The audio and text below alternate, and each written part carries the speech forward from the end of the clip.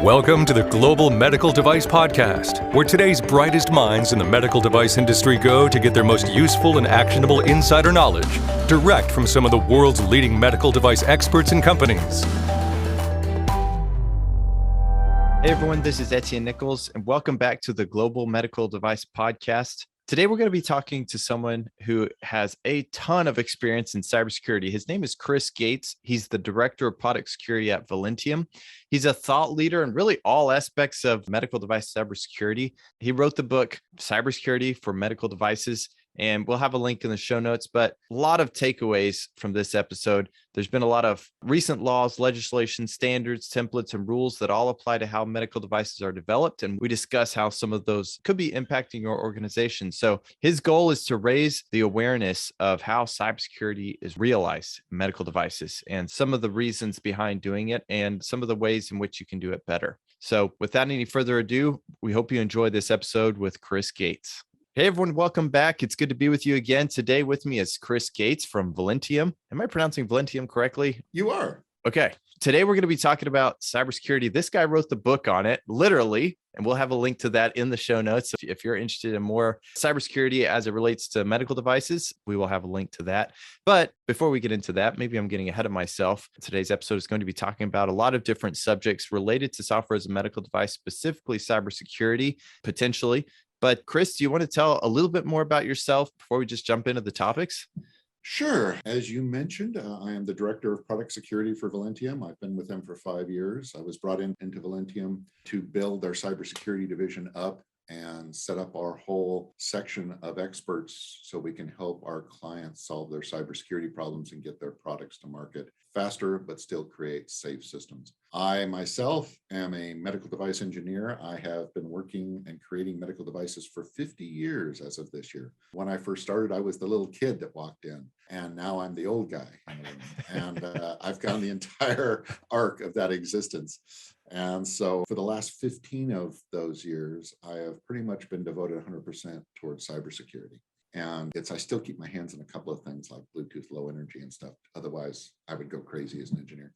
But so really my goal in all of this is to be the schizophrenic engineer, developer, and hacker. And how do I blend those two? And how do I make this workable in our environment and yet add value in something that you can manage in a development activity and still create these secure products and deliver artifacts that will work for regulatory agencies, that will work for yourself 2 years later when you want to make a change to that product.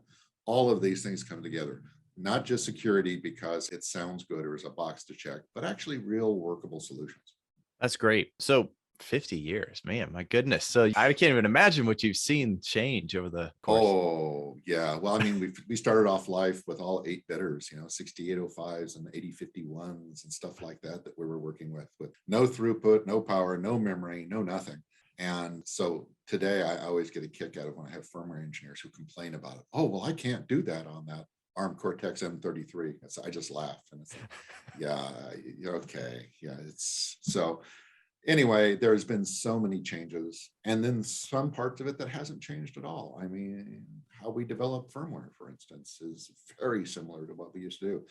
I mean, some of the stuff has gone down in cost. I remember back developing ventilators that used Intel Series 3 and Series 4 blue boxes, $60,000 a piece. And now today we get, JTAG SWD pods that are, $6. They're almost disposable. Okay. And it's like, so that kind of stuff has changed, but the environment itself, not as much as you would like. I mean, we should all be doing model-based development by now or something like that, but we're still playing around with bits and bytes and C code and, we got C++. Yeah, okay. So it's marketable in the sense of what hasn't changed and what has changed and why what we do hasn't gotten more streamlined, more repetitive, more obvious. Well, so you've seen a lot of different changes, and there have been some recent changes. For example, let's just go ahead and lead into this one, the draft guidance that was released from the FDA just a few weeks ago. Curious what your thoughts are, if you have thoughts on that draft guidance. So let's go back to 2014, since we're doing retrospective here anyway. Okay. That was the first pre-market cybersecurity guidance. It was the FDA saying, you should make your devices secure. We like unicorns, puppies are cute, and no clear guidance of what their expectations were. This set off all years of me explaining to clients, no, this is what they want, because I would see 483 rejection letters, pre-sub meeting minutes, all of these things were there. They're extremely pointed in what they wanted to see as artifacts to support your claim of being secure.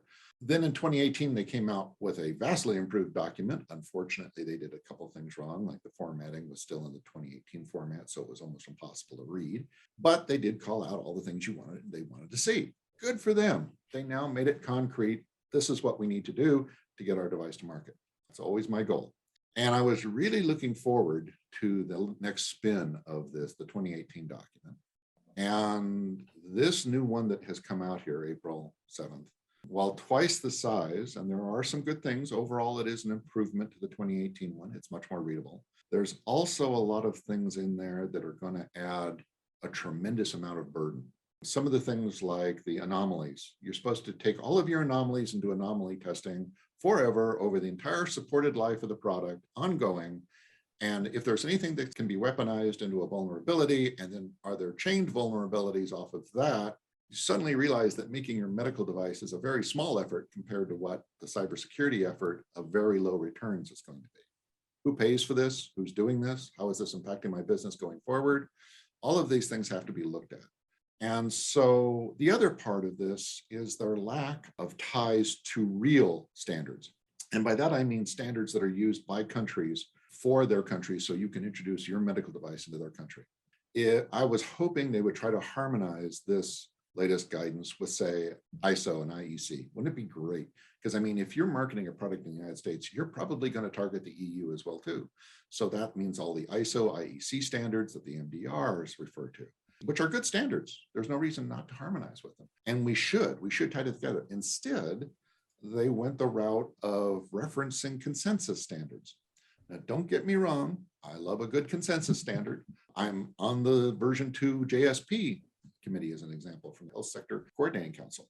Greg Garcia, he does a great job. But those aren't real standards. No country says, great, you have to meet the JSP to market your product in our country. So that's kind of upsetting to me. And then on top of it, they put their spin on everything. As an example, the NTIA Working Groups for Software Bill of Materials definition. That is what was adopted for the critical infrastructure of the United States. There are minimum elements that are published. And what this means is that oil and gas can come together with pipelines, with medical devices, and all these, and we can all work together. And the tools suddenly start to appear, because now it's not just poor old little medical device industry, it's all of these industries. So you start getting better tools. Well, the FDA came out and said, oh yeah, well, you need machine readable SBOMs. Excellent. And then said, and they have to have these weird elements in it that nobody has ever defined or knows how to deal with or wouldn't provide any value. And then they left out a bunch of stuff that they needed to put in there. And I'm like, why did they do this? This is like, look, go out, find the good standards, point to them and say, yeah, do this. Mm-hmm. The views, I like the views. They're really good. Too bad they created their own and didn't go with something like the United Architecture Framework, UAF, and their views. It's like, because there's tools for that. So that's the problem I have with the new one. Yeah. Well, the FDA so I go back to the QMSR when I think about what the reasoning and the motivation for the QMSR was to harmonize more with a global standard or global harmonization of different standards as far as that goes. I mean, it sounds like that's not happening in the software world or the cybersecurity world. It is not happening in the cybersecurity world. And I was hoping we would have reached a level of maturity where we would start to migrate in that direction. That was really my hope for this. Now, it sounds like you're a voice in the industry. Is there hope that this draft could potentially be turned around? Or, we've talked about on the podcast, even a draft guidance, it's a guidance, but. But is it? Okay. Okay. Draft effectively means current expectations. Okay. And I know this because, again, I see warning letters, 483s, subs, meeting minutes. And guidance means requirements. And they go, well, and in fact, the first part of this document, they go through several paragraphs that explain it's not really that. It's only if you just want to get your product approved to market in the United States that you have to meet these. So it's not a requirement. Well, how is that not a requirement? But even more than that, and that's always been that way, by the way. I remember Don Witters of the FDA, who's retired like 2 years ago from the FDA, good guy, did RF coexistence guidance. And it was like a guidance for like 10 years. did not spend a lot of money testing, because we did. We did all the tests because you had to meet these bars for RF coexistence. So it's not just cybersecurity, it's everything that's viewed that way. So all of that being said, however, there are now the Patches Act in the Senate and the House.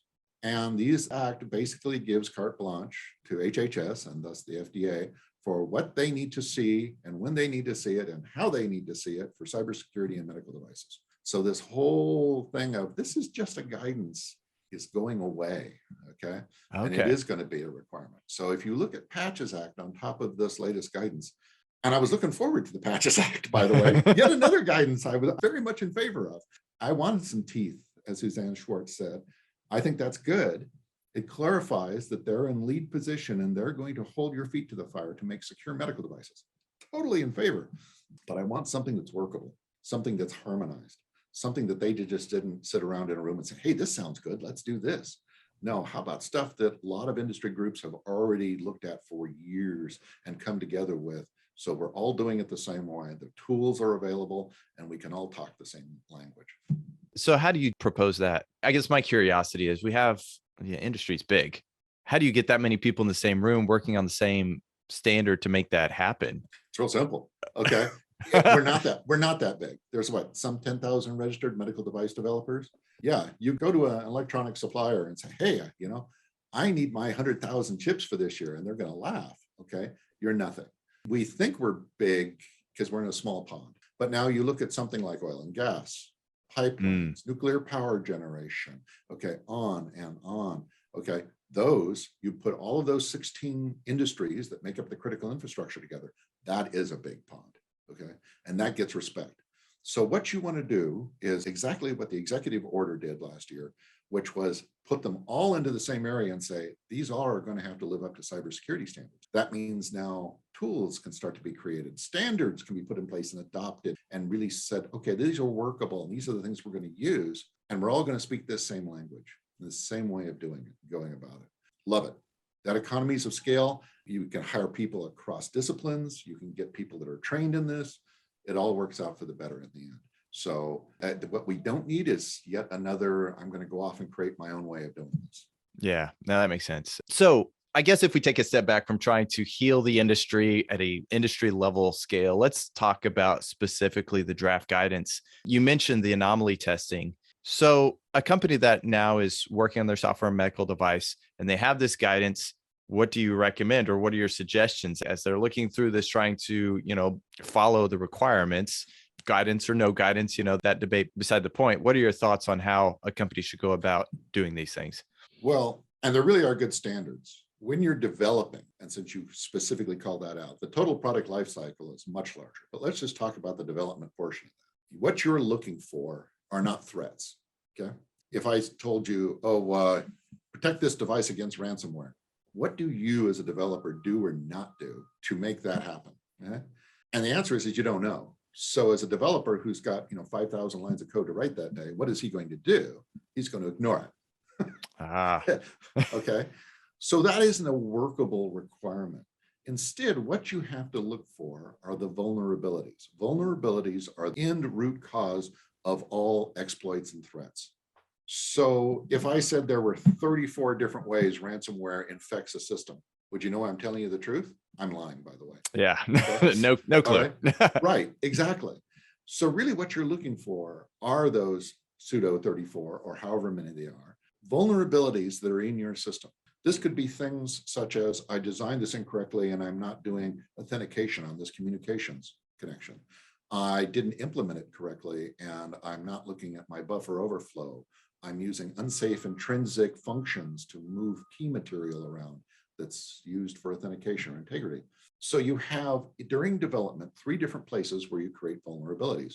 During design, the aforementioned, I'm moving PHI over this, I'm doing command and control without authentication or authorization or integrity checking. Those are design choices you make up front.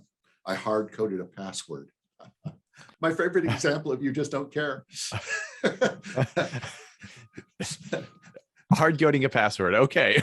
Yeah. Whenever you see that, it's not like, oh, I feel sorry that you missed some 0-day vulnerability. It's like, no, you clearly just don't care. Okay. So those are all design vulnerabilities. Implementation vulnerabilities are like that. You coded it incorrectly. You did it in a way that the coding was insecure. And then lastly, the third places where you create vulnerabilities are in your use of third-party software components. You inherit these things and you're a Java programmer and you say, hey, I want to do logging. So I'm going to go out and get the industry leading logging library, Log4j. And guess what? You just inherited some vulnerabilities. You also inherited 294 sub-transitive dependencies that you don't even know exist, but it needs for it to function. Yeah. So in this day and age where your supply chain is intentionally being attacked and then people are intentionally putting bad code, these aren't just weaknesses now, they're intentionally being inserted into these repos, and you got 294 of them, you suddenly start to realize human beings can't do this, okay?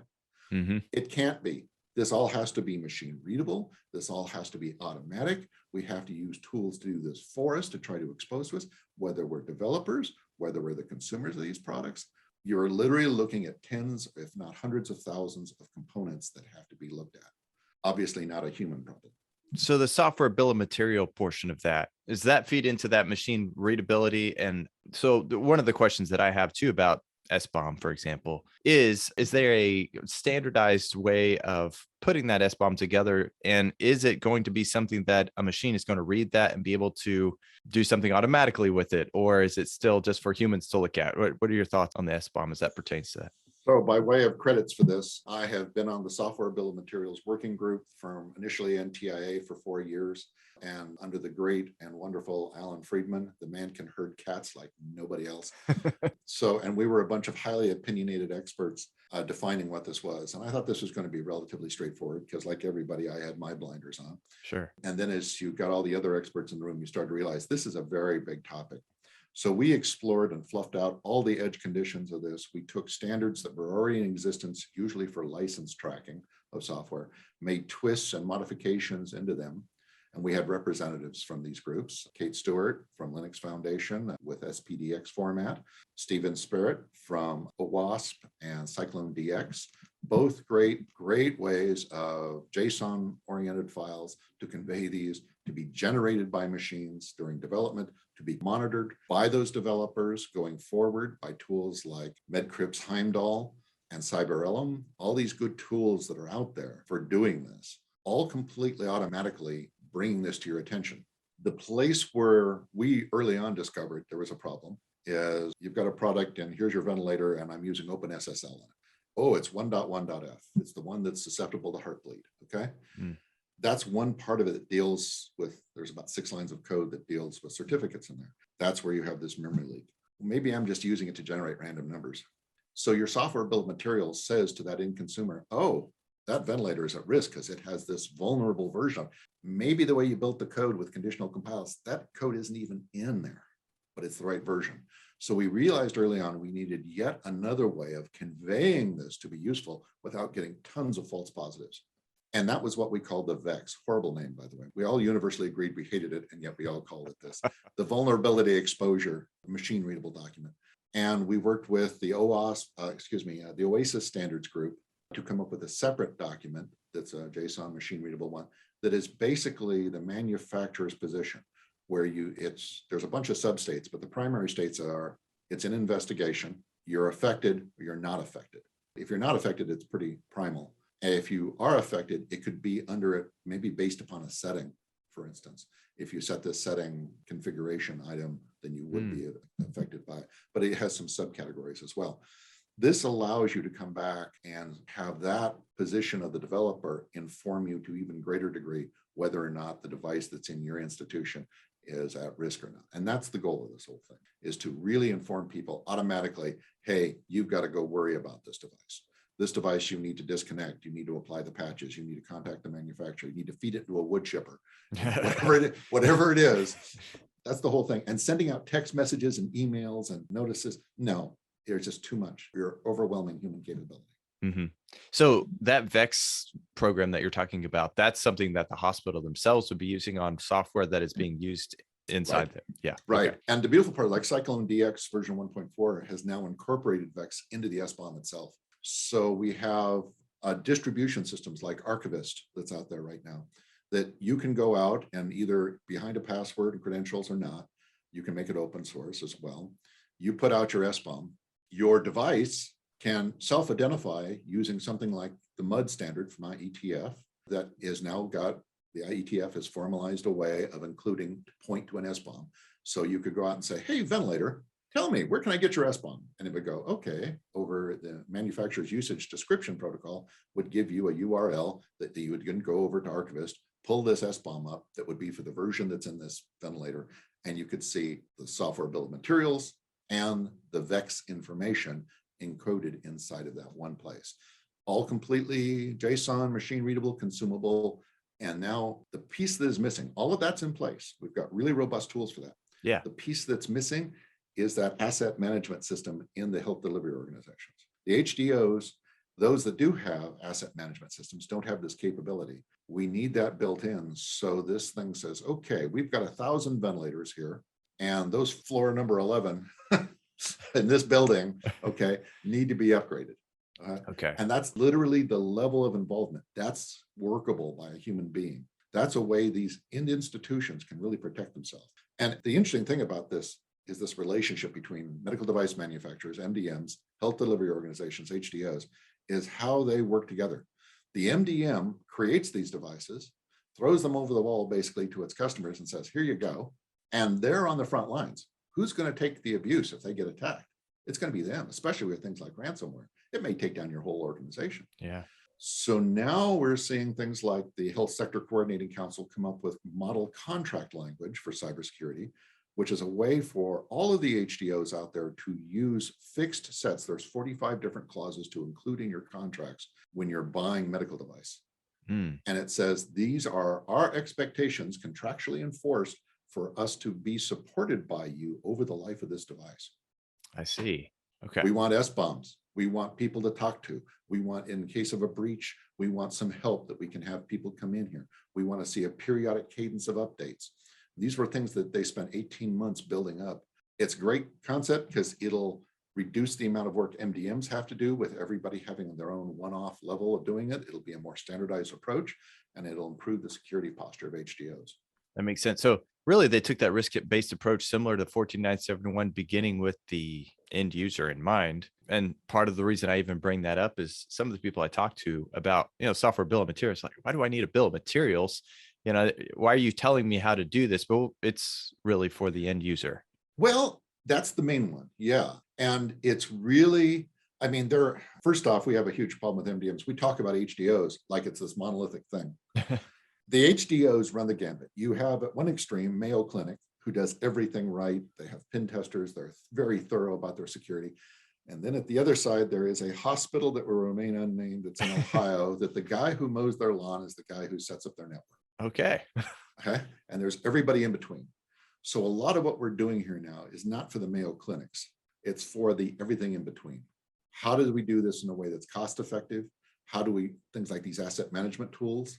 The lawnmower guy, maybe he can't even afford the asset management tool, but a few notches up, those HDOs can and should, to avoid the huge risk and speak to what their risk appetite is. They don't want a device that's going to take down their entire network and cause them tens of millions of dollars in loss. So there's that. That is the primary market, primary audience we're into. But you know who's next? The manufacturers themselves. So you're a big manufacturer. You've got potentially thousands, if not tens of thousands, of legacy medical devices that are still out there being used, have not reached end of support yet. You're on the hook for them. Something comes up and you've got Sventooth, the BLE family of vulnerabilities here a few years ago. A lot of companies spent a lot of time with engineers going back through, going, all of these devices, what semiconductor manufacturer was this? What version of the stack were we using? Are we susceptible to this? Where if you use some of the tools that are now commercially available, like I mentioned, Heimdall, this tells you instantly. As a manufacturer, you go, oh, here's your product lines. Here's the ones that are affected, that are using that same version. And you go, oh, okay. They even got linkages out to Jira. So you go, yeah, just punch this into Jira and the developers now have to pay attention to it. Okay.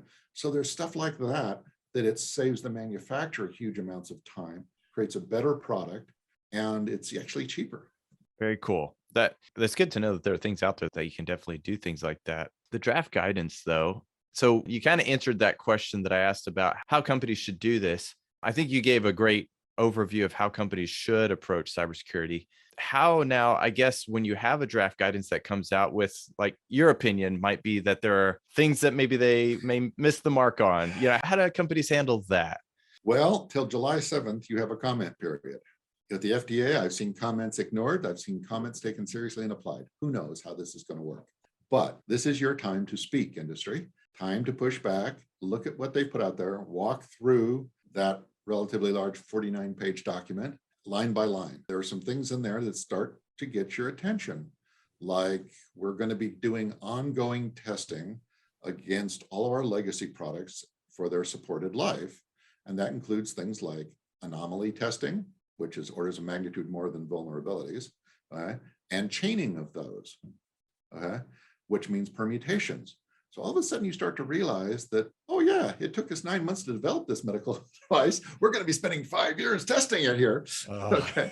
And it's like, there's a lot of burden that's going into this. And some of that, like that anomaly part of it, really needs to be pushed back on.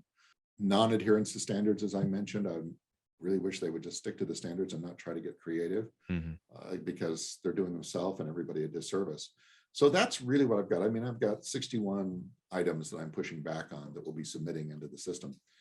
And anything from grammar to major issues like the software bill of materials that they came up with their own method. So there's a lot of that there. Industry, take advantage of this, review this, especially in light of the Patches Act that would make these mandatory if it passes. We want something workable, and we want something that really gives us value. I guess the idea right now is if this did go through, and not think about the Patches Act prior to that, you could make arguments, I suppose, against some of that testing. Yeah. Is that accurate? Yes, you can. Not very successfully. Right. That's the other side. Might win a battle, but lose a war. And at the very least, you're going to be spending many, many more months getting your pre-market approval. Yeah. My goal with what we do and all my clients is that I try to streamline the process to make it so obvious we did the right things for security that they go through and don't even have a question. I mentioned SvenTooth earlier for Bluetooth. Anything that has Bluetooth low energy in it, I immediately talk about why it's not a problem. I outline all the ways it can fail for SvenTooth and other known vulnerabilities and just call it out.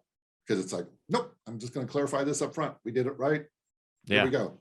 Okay, I'm not waiting around for you to ask me in another 90-day delay that we throw into this whole thing. We just want to streamline it and get it out the door.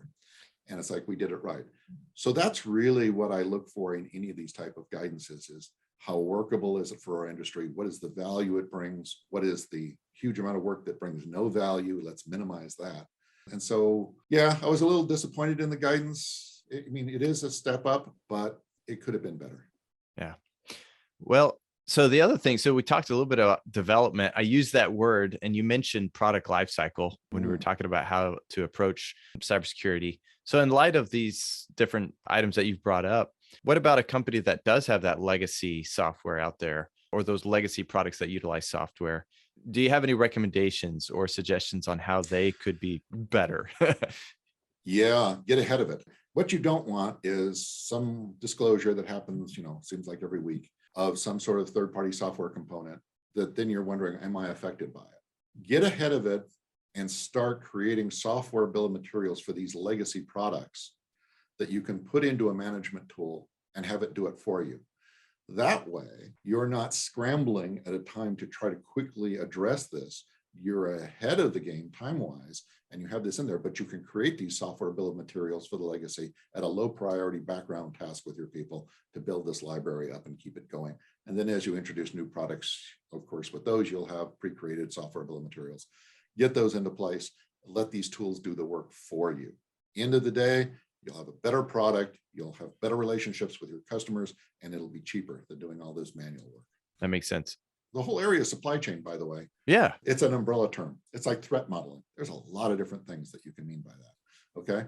Supply chain, we always think of as our vendor. Yes. One step up. Yes. And certainly things like CISA and NIST, even, it has a very heavyweight 200 and some odd page guidance on how to do that, but it's still good, just big, of how to deal with your vendors. That's only one out of like 12 to 15 different vulnerabilities that can occur. And there's a lot of different things. So in supply chain, we're very much following the Josh Corman crawl, walk, run model of implementation. We are very much at that crawl stage. So we want to go out, look at those vendors, qualify our vendors, bring in the code, keep our code in our own repo, use the code that we've qualified to be in there. Those are simple, easy to use. We have tools for them in place. We know we can do them all crawling. The rest of all those vulnerabilities are only now starting to be looked at for how do we do this? How do we incorporate this into the tools? How do we make this work? The Linux Foundation in Toto and GitLab is now doing some of that sort of stuff of creating attestation as you check things in and out of your repo, including your CI system. All of this looks at who touched this, why did they touch it, what was affected from a cryptographic standpoint. So all very cool stuff, but that's like tomorrow. That's not quite today. It's getting close, but not quite today. But what you can do is look at things like that CISA vendor qualification questions and literally incorporate that into your acquisition model of, I want to go out and use this. How do I know what it is? Where is it coming from? Don't dynamically pull from it. Do whatever testing, do whatever qualification is needed. Keep it in your own repo. And before you update that, you go through that process again. So a lot to be done over there. A lot of growth. CISA. So tell me that one more time, and I'll try to put maybe a link in the show notes. CISA. Okay. I will send you a link to it if you're interested. Yeah, that'd be great.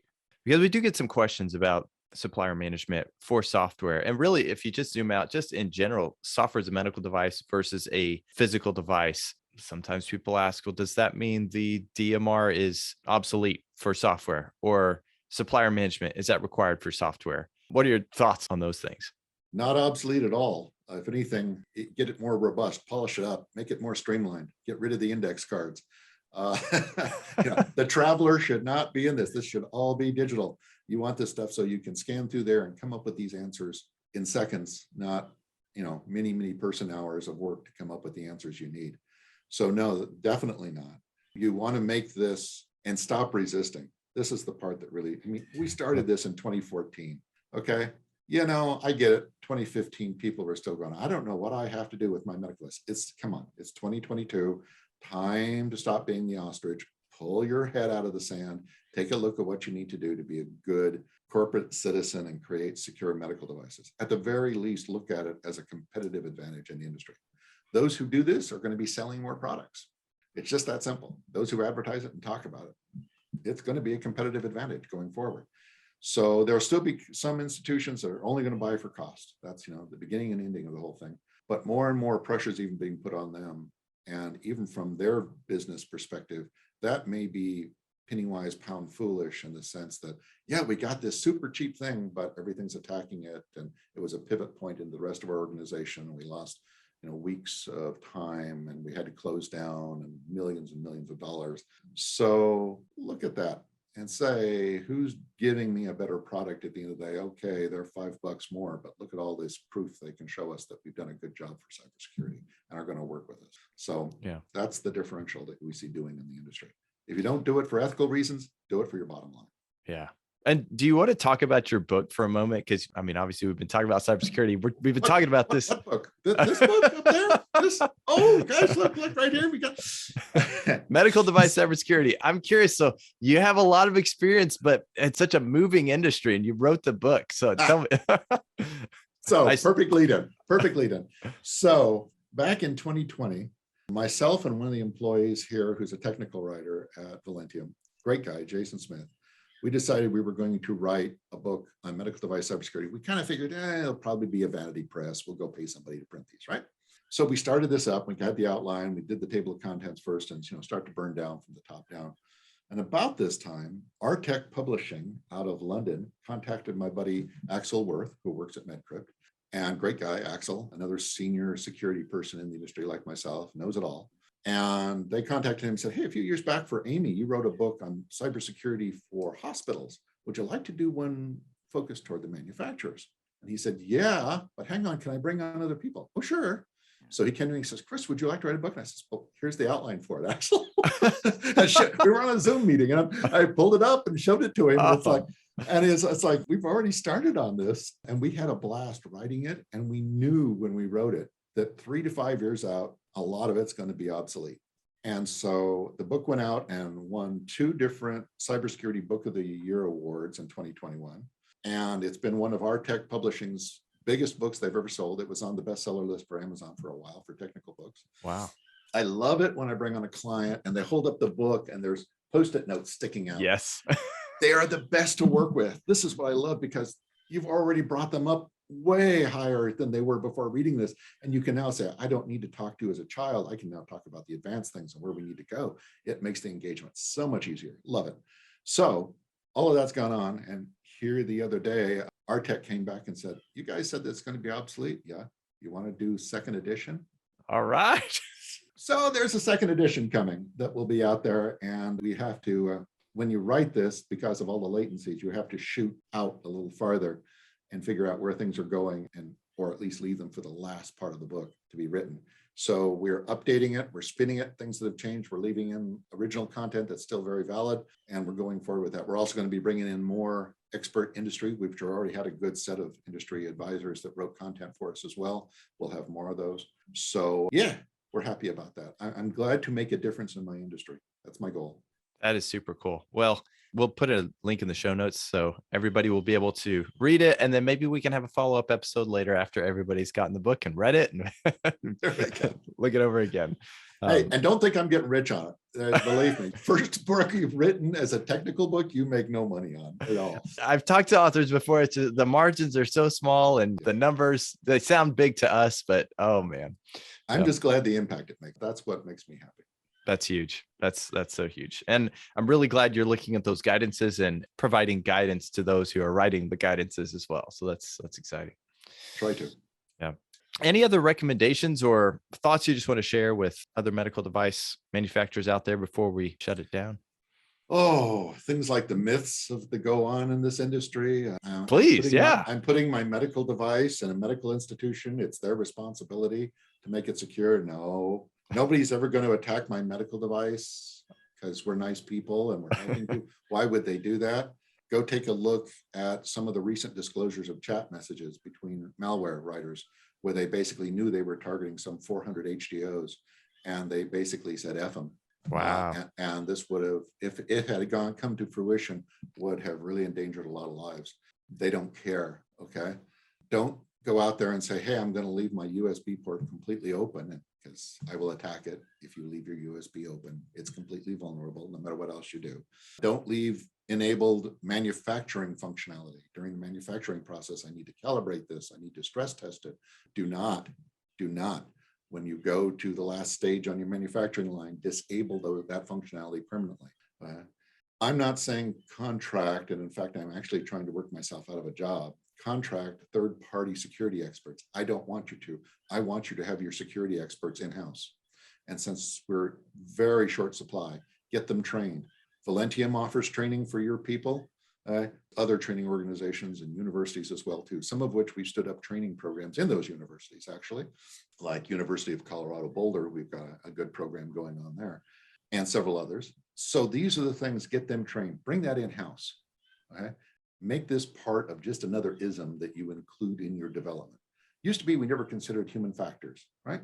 Yeah. And now we realize we do, and we incorporate it, and it's just another thing we do. Same with cybersecurity. Don't make this some sort of standout thing that you have to go get a high-priced security expert to do this.